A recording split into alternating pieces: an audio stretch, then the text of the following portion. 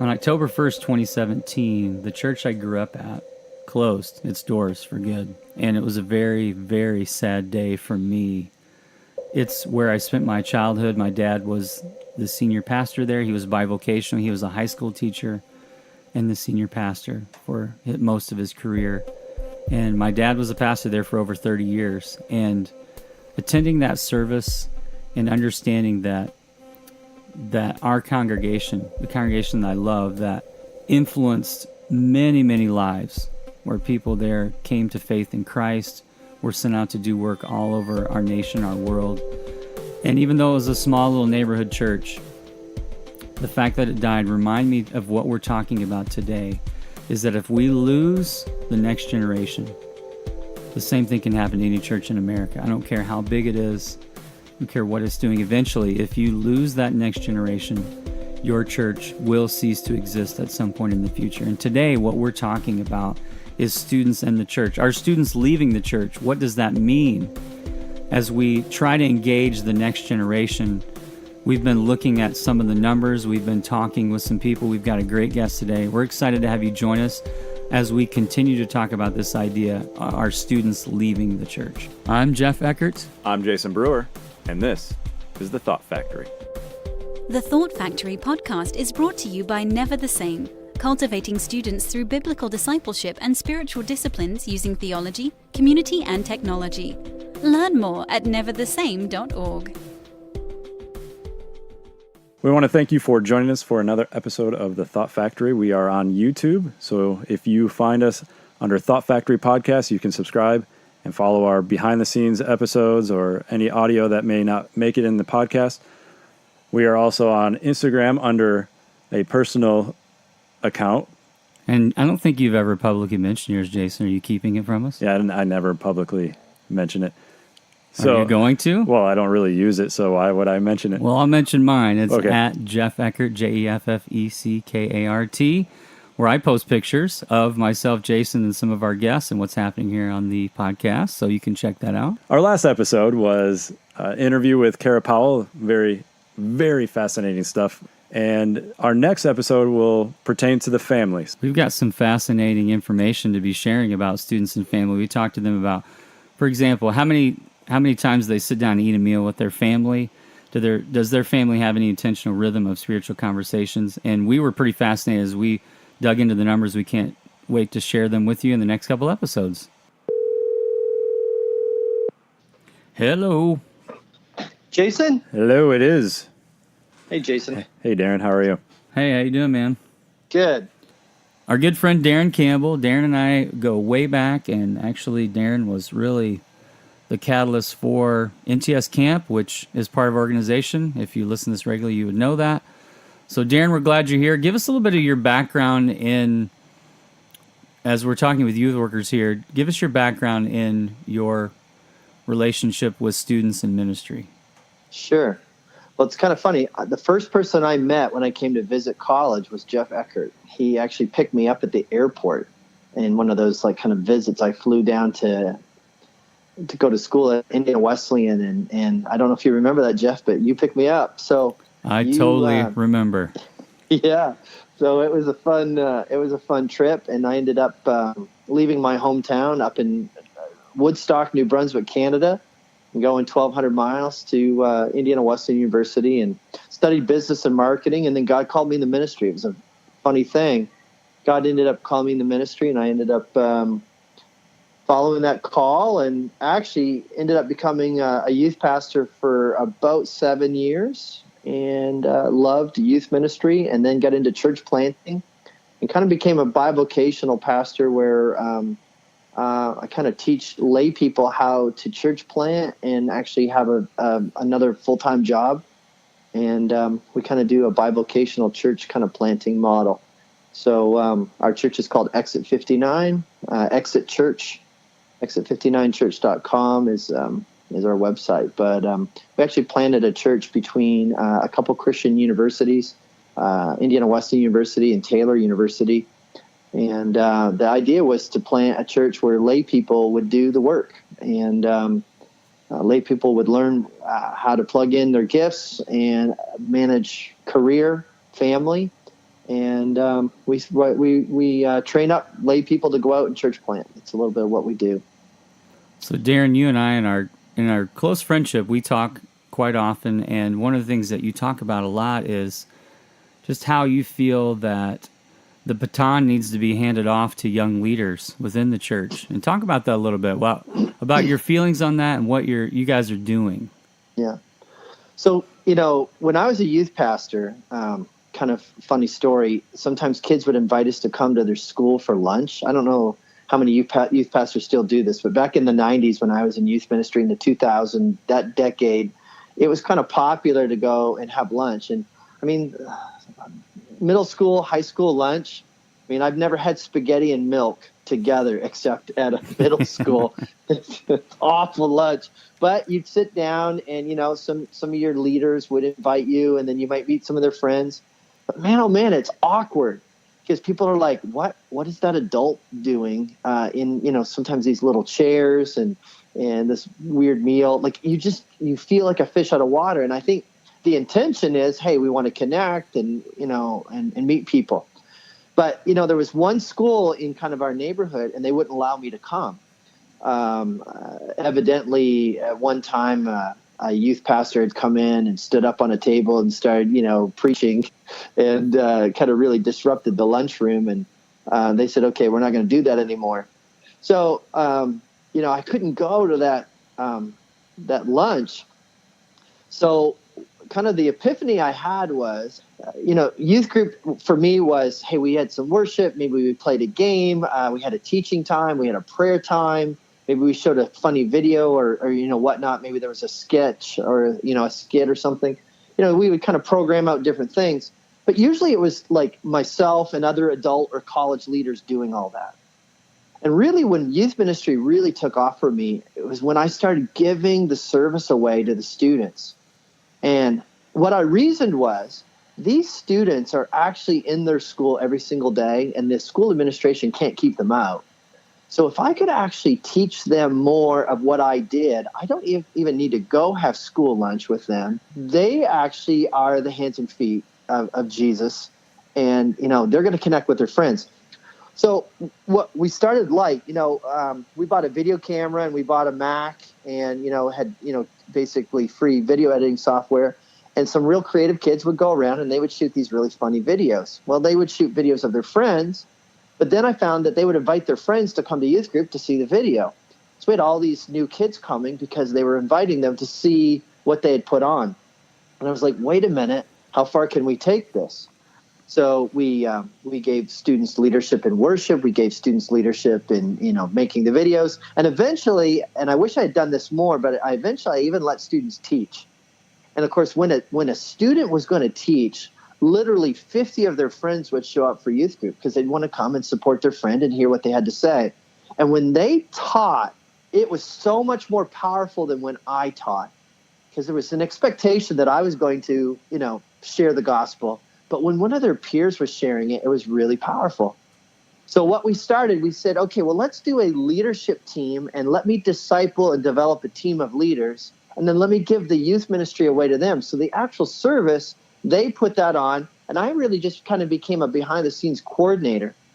And our youth group just blew up because these kids were inviting their friends to come see them, basically do the church.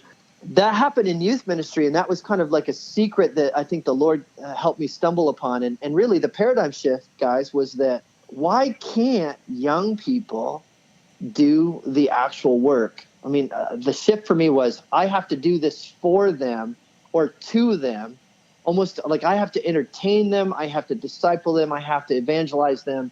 And it shifted to let me invite them into the work. And why don't they do the work with me? And then actually, why don't I get out of the way and just let them do the work? What would that look like? The fear is it's not going to be very good, right? Maybe they're going to say the wrong thing or they're going to have stage fright. But the reality was just the opposite. They really leaned into it, and it gave me a chance to connect with them one-on-one and help to mentor them.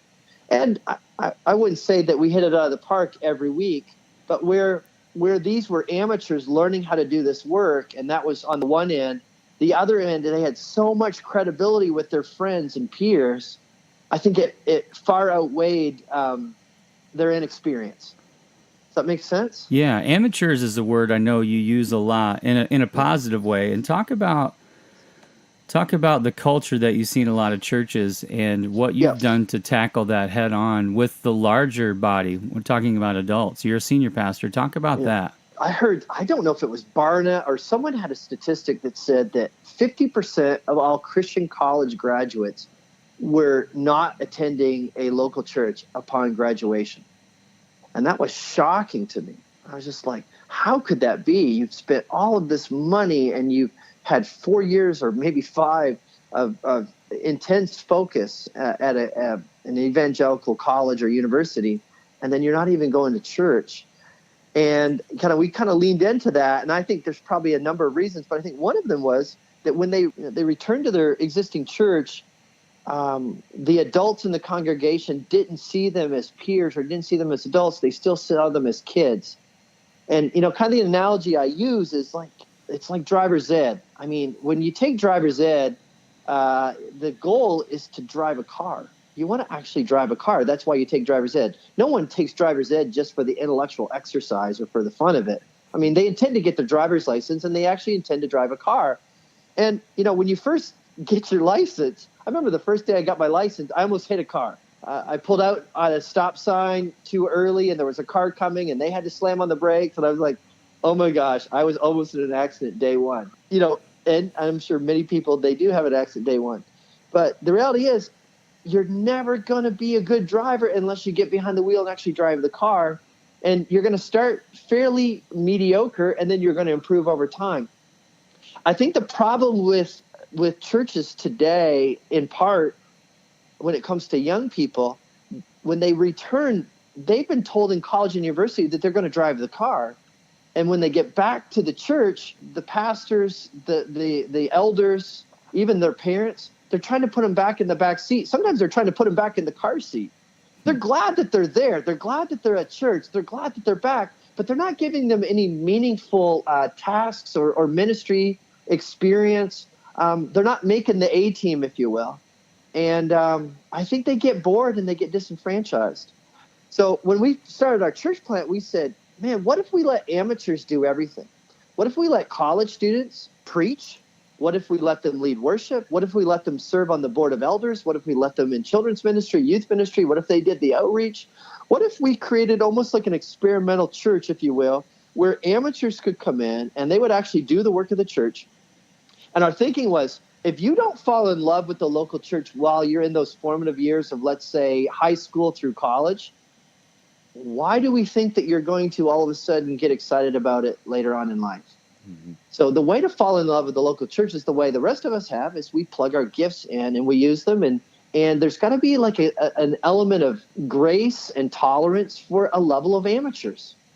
And I think as we have kind of raced towards these really amazing worship services with really timed out schedules, with really professional bands and really amazing speakers, and we've really chased kind of this awesome production, we've left a lot of amateurs on the sideline. And I just think about, like, if Jesus really wanted it done really, really professionally, he just would have done it himself. I mean, he started out using a bunch of knucklehead amateurs, and it was his pleasure to invite his children into his work. I don't think he's afraid of amateurs. I think, in fact, he wants more of them. And I think the church, we've kind of raced towards a really professional, polished service or worship experience. And at our church, we're just the opposite. We want to bring amateurs up. We want to help them discover their gifting. And then we want to throw them behind the wheel of the car, and we want to let them drive. And sometimes they drive in the ditch, but our congregation has tolerance for that, and we love them. And we gently kind of curate this kind of opportunity for them to figure out their gifting and figure out their place in the church. And then, guys, they fall in love. They fall in love with the local church. And once you're in love, you'll never leave. As a youth pastor and in youth ministry, even currently right now, one of the analogies, is funny that you're talking about driver's ed, that I use is, I consider myself as a youth pastor like the driver's ed instructor. I was in the passenger seat, and the driving instructor and the program I went through we got to drive, but there was a brake over on the passenger side that the instructor always had his foot ready to go. So if something did start to derail, and that's how I think about it too, is when you're working with students, let them drive. And that doesn't mean, it can crash and burn. You can be there to make sure that nothing really catastrophic happens. But I really, Darren, I know you've led by example, and I know that personally, and I follow your podcast at Exit 59 and your leadership and again with our friendship. But one of the analogies that I really love that you use is talking about the restaurant. Yeah. And talk about that.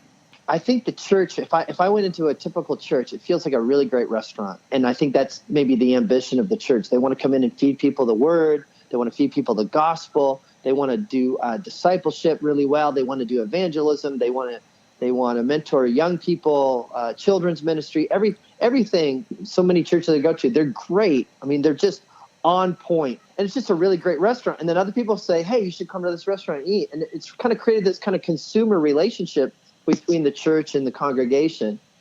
And I just don't like it. I don't like it. I don't think the church is a restaurant. I think the world is the restaurant. I think the church is the kitchen. I think we're not teaching people how to cook. We're just feeding them. And then they're going out in the world and they don't know what to do. And so the whole goal has been to bring people back into this building so that we can tell them things in this building. And I think if our goal is to get people back into the building, we're spending so much resource, A, on the building, and B, on bringing people to the building, when C, people are just living life amongst their neighbors, at work, on the athletic field, in their neighborhood. If we put the emphasis on the church as being a kitchen where we teach people how to cook, and if the restaurant was actually the world, the cooking happens Monday through Friday, not on Sunday or Wednesday night. Most of the feeding should happen out in the workplace, out in the world, out in the high school, in the middle school. That's where the ministry happens, not in the walls of the building. It's not like there's this sacred and secular thing. It's all sacred, man. And the church should be a place where we're teaching people. And of course, don't get me wrong, I want to evangelize within the walls of the church. But I want 95% of the work to be happening outside of that service time on Sunday morning. I want it to be happening the rest of the week. C.S. Lewis had a quote. He said, every encounter I have with a person, I have the opportunity to bring them closer or farther away from Jesus Christ. And if you think about it, we're all pastors. We're all missionaries. We're all on mission. And most of the prep and most of the ministry happens outside of the walls of the church. And frankly, it happens with lay people. How many people come to faith from a coach or from a Sunday school teacher or from a coworker or from a parent or from a camp counselor? And then how many come from a professional pastor or missionary? When I ask that question in a large room, 95% of the people have come to faith through lay people, through amateurs. And it's happened outside of the church. And I don't think God's unhappy with that. I think actually he's really pleased with that. It seems like the last 20, 25 years, we have thrown most of the resources at programming the daylights out of a building and trying to draw people in from our communities into that building.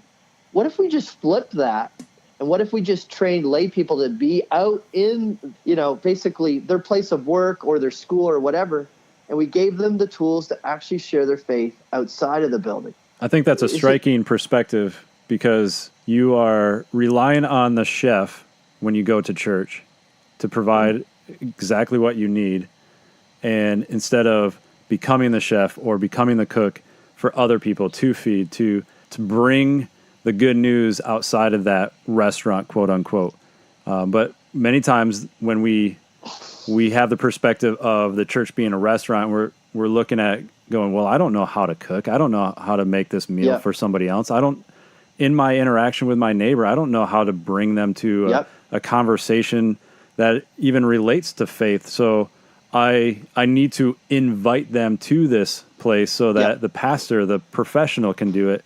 And they'll come to that restaurant and then they'll listen to the pastor and go, that was great, but I don't have any relationship with that pastor. So it's not going to change their life. The interaction that we have with our neighbors, our friends, our family, on a day-to-day basis, that's what's going to change other people's lives, not necessarily listening to a good sermon. So let's just play this out, because you're absolutely right. I think most people, even pastors, are afraid that their people aren't properly prepared for the kind of questions they're going to be asked. And so, first of all, the Great Commission says, go make disciples, right? So let's talk about discipleship. So I'm a lay person, and I go to Jeff's church, and Jeff calls me and says, hey, listen, don't be afraid to tell your story. And I show up at work, and I tell my story to a coworker, let's say over lunch, and I'm talking just about how I came to faith and what I believe. And then my coworker asks me a question, and I don't know the answer. Guys, you know what I say? I say, that's a great question. I don't know the answer. But then I go back to the person that's discipling me, my spiritual father, my spiritual mother, my mentor. And I say, hey, Tuesday at work, my friend asked me this question. I don't know the answer. And let's say Jeff says, you know what? That's a really great question. I don't know the answer. Then Jeff goes to his wife, Ariana, and Ariana says, Jeff, let me tell you the answer, because, of course, Ariana knows more than Jeff. And so Ariana gives Jeff the answer. Jeff gives me the answer. I go back to work, and I give my coworker the answer. Guess what? 3 people got discipled in that process. We're not looking for efficiency here. We're not looking for the fastest way to do it. We're not looking for one chef, and we build a really big restaurant to bring them all in. That person puts a big target on their back. The enemy says, if I take that person out, the whole thing crumbles. We want inefficiency. Guys, God said, let there be light, and there was light. That was efficient. Jesus curses the fig tree, and it withers. That's efficient. If Jesus wanted efficiency, he would say, let the world be restored, and we would. He's actually taking the slowest route by using his church to actually fulfill the Great Commission. If you think about it, he's taking the slowest possible way by using us. It's almost like intentionally he wants amateurs in the work. And just asterisk, don't get me wrong, I still want ordained professionals leading this thing. But what I want to do, I want to engage people outside of the church where they're not really thinking about it, where we can have real conversations about faith, create space for people to ask questions. And I want lay people to not be afraid of the questions, but I want to have a network where they can connect back to people that are discipling them. And then they can actually get real questions answered, and then that will flow back and forth, into the population, if you will. It's flipping the switch in a layperson's mind to say, I am capable, I'm allowed to actually do this work. What I find with young people, and even middle school and high school, but college age and then adults, a lot of times they have an expectation that this is the pastor's work. This is his or her work to do. And so my goal is to just bring people to kind of the feet of the pastor. When we actually give them permission to do the work, they get really jazzed about it, and they get really excited. And, when they actually have a breakthrough and then the Holy Spirit actually works through them, and they're actually able to share and people respond, I mean, they get lit up, man. And church dramatically, the value of it goes up in their life. And I was going to say, I've lived this out as a youth pastor in several instances in my role as a full-time youth pastor in the past. I was challenged because I led very much in this same way, where I was releasing and equipping volunteers, but more importantly, students to do the work. And so I was challenged by fellow staff people, other colleagues, even people above me at our church saying, what are you doing here? And my role was, Darren, very much the way you talked about earlier, and that's the way I perceived the lead was I led from more of a behind-the-scenes role many times, because when you saw the energy, like you're talking about, and the passion of these students and adults as well, begin to really flourish and light up because they were able to get involved, there's something really unique that happens. And I can tell you in my travels, when I go and I visit youth ministries, I can tell you if they're more quote-unquote professionally led or led by amateurs. And when they're led by amateurs, there's so much more life and vibrancy and passion and excitement. And when I see them led by the professionals, it's much more of a laid-back atmosphere because people aren't nearly as engaged because it's being done for them. And I think that is, when we're talking about students in the church, that's so critical for us to understand that when we're working with students, we got to begin that process now. of getting them involved and understanding that. And so practically, if I was a youth pastor today, I would say, okay, let's say our service is on Sunday night. I would take a group of leaders that I'd identified, and on Wednesday, I would sit down and I would give them roles for the Sunday night service. And I'd select it. Obviously, you want to select gifting. You want to recognize gifting in people. But I would let a person teach, and then I would personally disciple that person and work with them on their sermon during the week.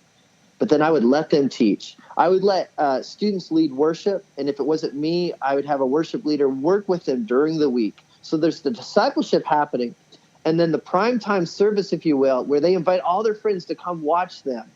I would stand back and watch it happen. The next week, I would then tweak it. I would give them good feedback, because you just don't want to throw them in the deep end of the pool and say, swim. I mean, you want to actually disciple them in this and help them walk in their gifting. You want to be in the passenger seat while they're driving the car. But if we do that, if we're willing to give the wheel away, if we throw the keys to this next generation in our local churches, they will be mediocre at first, but they will rise up and they will grow and they will learn, and they'll be the next generation of church leaders. If we don't, what's going to happen to the church? I'm afraid of what's going to happen. We have overworked pastors that are burning out, and we have not properly prepared the next generation, and we need to get on it to young people. That is excellent, man. So good. Thanks for your passion, your example. Thanks for you guys for inviting me, and thanks for what you're doing, and everyone listening, man. Love youth ministry. It's the lifeblood of the church. So huge admiration for people, youth workers, and folks that are working with this next generation. Well, thanks, Darren. Thanks for your insight and your perspective. Love it. Hey, guys, this is Joshua Liggins, former youth pastor, now current school teacher in South Florida. Hey, this is for parents. If you're a parent and you're seriously looking for ways to help your child mature into faith, please consider partnering with Never the Same. From their Bible engagement series to their nationwide NTS Camp, these guys are absolute trailblazers for growing students in the faith. Check them out. So that was such a great conversation with Darren, and I want to share some things from my heart, because in my experience with youth ministry over the last 25 plus years, I've seen some changes that really do concern me, and one of those changes happened right around the time of 2008, 2009, when the Great Recession began to really impact the economy here in the United States. And ironically, that's when I founded this organization, Never the Same, back in 2009, really right in the throes of that recession. And something began to drastically change with local churches around the country. And even since then, I've asked and talked to hundreds of people about this in all levels of leadership, national, all the way down to local. And what began to happen is churches began to shift their budgets and give much less resources to their local youth ministries. And I don't think it's a coincidence that in many cases what we find statistically is youth ministries began to shrink in attendance. And that has had a dramatic impact on several other things as well. So what I've seen is a lot less hiring of youth ministry staff at churches, a lot less resources in their annual budgets, which in result has impacted not just attendance for their local church youth group, for example, but things like trips and resources and scholarships and other things as well. And so with that cut in resources, we've seen a lot of ripple effect from that. And I remember Dave Ramsey once, I think in one of his books I was reading, talked about, he was at his local church annual meeting, and they talked about their emphasis on children and youth. And he piped up in that meeting in public and said, well, that's not the case. I'm looking at your budget numbers, and you're not investing much in your students and in your children. And I think if you go to the budget numbers, what are we spending per adult and what are we spending per student? So if you're listening to this and you're in the professional world of youth ministry, if you're on staff at a church, I would encourage you to look at your budget numbers and see what is spent on adults and compare that per children and students and see what the difference is there. Because churches, let's just get down to what it really means. Churches that don't invest in students are going to die. Churches that don't see not only the short term, but the long term. And what's interesting to me is a lot of people say, well, churches don't see the big picture. They're not thinking long term. And I think that's true. However, it's also very true that churches that aren't focusing on the now, they don't see the picture now. They don't see what's right in front of them. So in other words, when they're not investing in students now and children, they're losing congregates. They're losing families because of that emphasis. And what I've seen across the board is find me a healthy church and you'll find a church that puts a good amount of resources in the next generation, in children and in students. And when you don't see that church eventually, if they dry up the resources from the next generation, that eventually is going to impact that church. And so churches that are doing it now are seeing a result now, but they're also seeing the result long term. And in our conversations and interactions with Fuller and with Kara Powell, we're seeing this as well, that churches, it's shown, the numbers show that when you're putting that emphasis in now, it's making a difference long term. And it's something that, Jayson, it really concerns me because churches have cut back in those areas, and we're seeing it across the nation, as I see in my travels, that it's impacting youth ministries now and students now. And what's happening is when you go back to the 2008 economic recession, and when churches are pulling back and going, well, we can't afford to hire staff. I know even for my own experience, I became a youth pastor in 2007, and in the next 2 years, I oversaw 7 staff members, and I lost pretty much all of them except for an admin. And those staff members weren't recouped. And so what happened was we pulled back because of the recession, didn't have the money, didn't have the budget to rehire.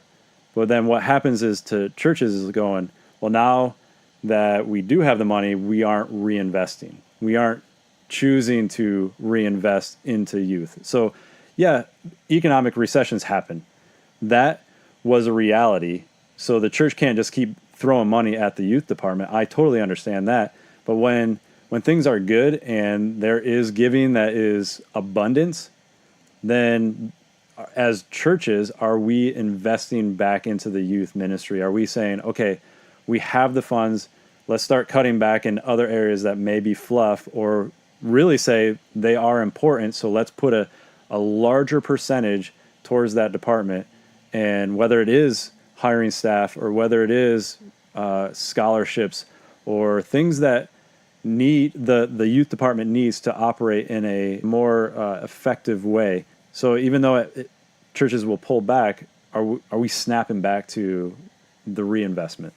In our experience, and particularly in our ministry with NTS Camp, we work with churches all over the country from all different kinds of denominations, all the way, churches from like 100 up to 15, 20,000 in size. So we're seeing a lot. And I'm always fascinated with the churches that we're connected to with camp and how they treat even something like a summer camp. So we have some churches that will pay 100% of every student that wants to go to camp, and then we have it everywhere in between from that to nothing and to no scholarships. But I remember one story of a church.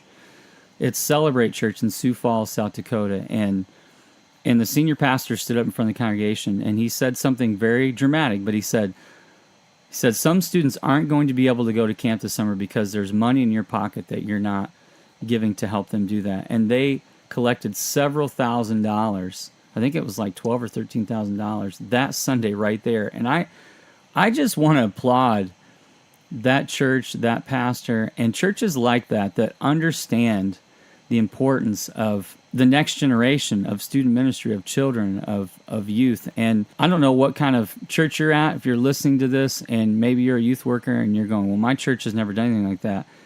There are ways that you can help them understand how important it is. And I think those of us involved in local church ministry, we need to understand that part of our responsibility isn't just to the students, but it's to be a voice to the senior leadership, to the adults, to the parents about the importance of what we're doing. So when you're treating those resources well, you're being a good manager of them, of the budget that you have, and not going over, and really being wise. That speaks volumes to those that are above you, maybe in management in that church. And so that's important. But it's those ways, that we can treat our budgets respectfully and really stretch them and be creative. But when we do that, it speaks volumes, and it goes to our case for what we're doing. We're trying to help students. So as you're thinking about this, as you're leading, make sure that you're doing what you can to help your churches in a very appropriate way, not in a negative way, not in a way that's usurping anyone's authority, but help them understand the importance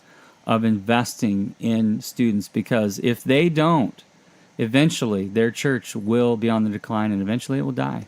See, I see a situation like this where we were losing the resources for the youth ministry, but it forced me as a leader to then start relying on volunteers and students. And so, we just talked to Darren Campbell and saying, hand it off to the amateurs, let them do it.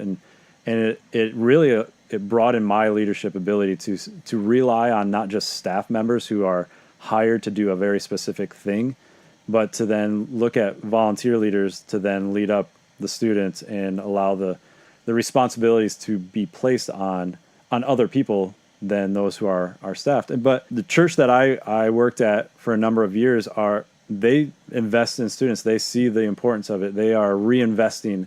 It's one of those situations where it's like, yeah, we don't want to lose these students, and so we are putting more resources in, and it's not happening through just volunteers or just students. You still have to have somebody who is leading the charge. And so when churches go in the flux of budgets and there's money there or there's not money there, as leaders we have to navigate through that. But as a church, are we saying it's important to still invest in it and not have that department be chopped off from the budget because we don't have the income coming in? And I'll say here at the end that I've had a really interesting journey in the last few months. So I spent about 20 years in local church youth ministry, either part-time or full-time, and then I stepped away to launch this organization in 2009. And then just in the last few weeks, I've re-entered youth ministry in a local church in an official capacity at the church that I formerly worked at, and so been on this journey week to week with students in ministry again after 8 years of being out of it, so to speak, on a regular basis, more traveling and that. But in the last few weeks, to jump back into it, to be a part of a church that is putting the emphasis into the next generation, it's been really exciting and eye-opening. And I want to encourage you, whatever your role might be, you might be listening to this and you're volunteer leader or part full-time, maybe a parent, but get involved and be engaged in your church and be a voice for those students and help your church really understand the importance of keeping that high value for children and students. And we've been talking about budget, and I really do think that's where the rubber meets the road. If churches are investing in that, it shows that they care, but obviously it goes beyond that as well. So help your church understand how to keep engaged, not just with the budget, in other ways as well. And as Darren mentioned, get those students, get them involved in what we call big church a lot of times in youth ministry. Get them not just up in front of the students, but up in front of the congregation so that they can understand the importance of connecting those generations and not waiting, treating them, like Darren said, like kids and throwing them in the car seat, but allowing them to really lead. The Thought Factory podcast is brought to you by Never the Same, whose vision is to see new generations transformed in Christ to further the kingdom of God. Learn more at neverthesame.org.